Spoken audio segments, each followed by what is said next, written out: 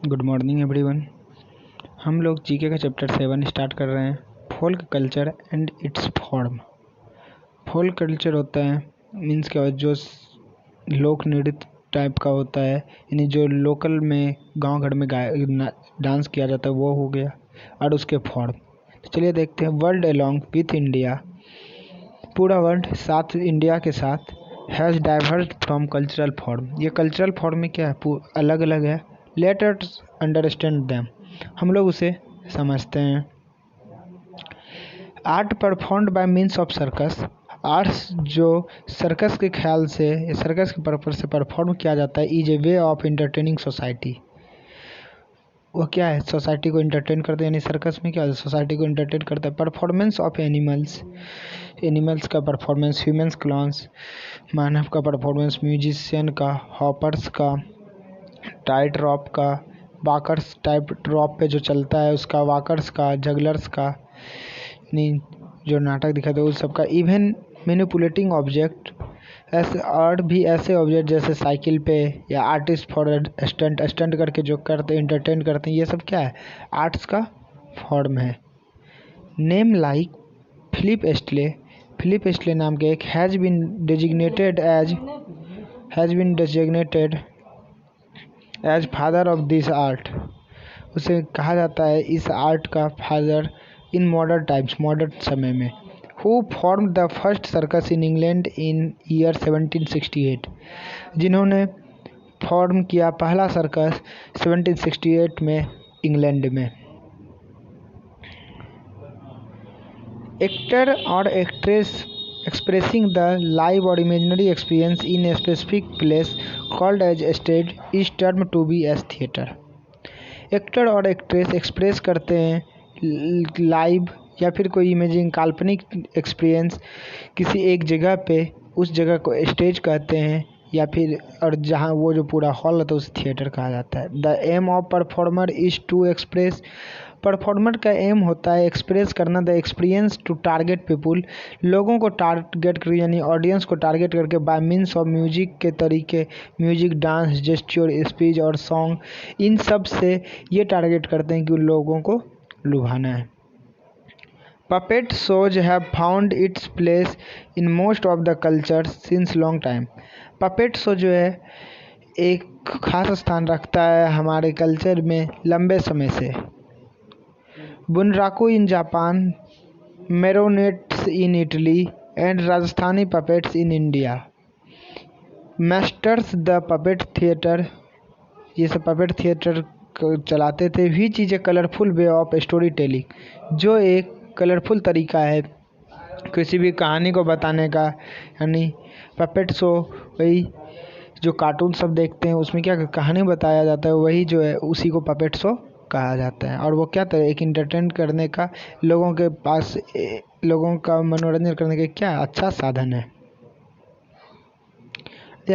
Dance form which was related with spirituality came into being in ancient time in temples of Odisha termed as Odissi। Dance form जो related है क्या, spirituality से, यानी व्यवहारिकता से, came into being ancient time, वह पुराने समय से आया, इन टेम्पल्स का ऑफ ओडिशा, ओडिशा के टर्म एज ओडिसी, इसे उड़ीसी के नाम से जाना जाता है। This dance is dominated by female, यह फीमेल के द्वारा किया जाता है। एक्सप्रेसिंग देयर रिलीजियस आइडिया, अपने धार्मिक आइडिया, धार्मिक चीज़ों को एक्सप्रेस करने के लिए। Odissi is a devotion by dancer, Odissi एक डिवोशन, एक त्याग है डांसर के द्वारा, which represent sensuous and grateful poses of a sculpture in temple, जो टेम्पल में एक दिखाता है वहाँ के व्यवहारिक, वहाँ के विविधताओं को, वहाँ के सौंदर्य को। The dance form of ballet has its origin in Italian Renaissance court during the 15th century।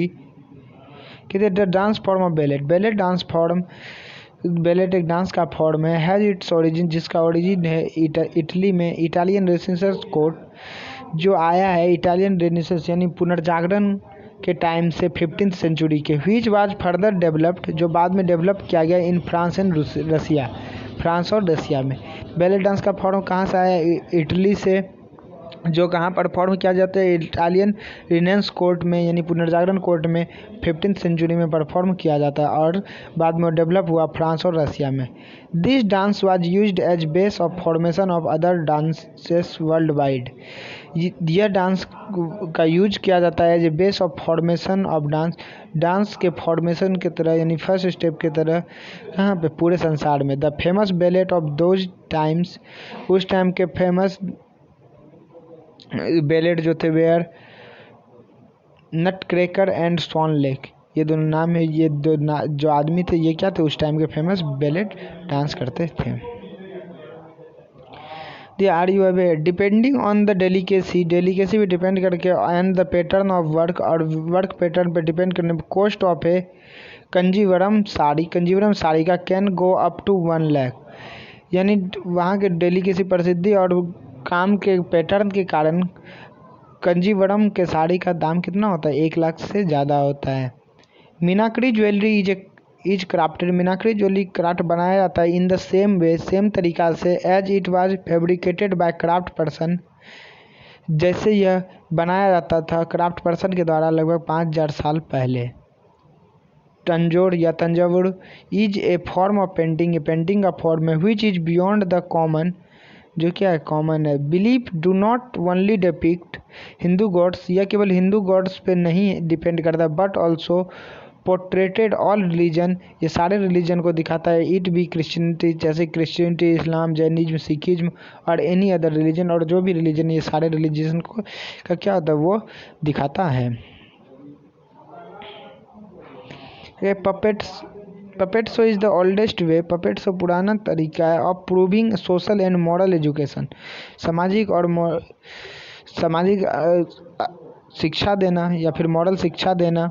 In India में through the form of art के थ्रू एंड एंटरटेनमेंट के through. In most part of rural India के ज़्यादातर part में the ill form of illiteracy, जहाँ के रोज लोग निरक्षर हैं यानी पढ़े लिखे उतने नहीं हैं। डॉडी इज एड्रेस्ड थ्रू पपेट्री, वहाँ पे दिखाया जाता है, लोगों मनोरंजन किया जाता है, लोगों में जागरूकता फैलाया जाता है पपेट्री के द्वारा। Nat Bhatt is a small group of people, Nat Bhatt group है, एक छोटा ग्रुप है लोगों का इन राजस्थान में हु यूज पपेट्री, जो पपेट्री का यूज करते हैं as a tool of circulate the idea of independence, अपने आज़ादी को एक्सप्रेस करने के लिए इन पीपुल लोगों में during the struggle of independence, अपने स्वतंत्रता के दौरान वो जो है को नाट भट्ट एक ग्रुप था जो क्या करता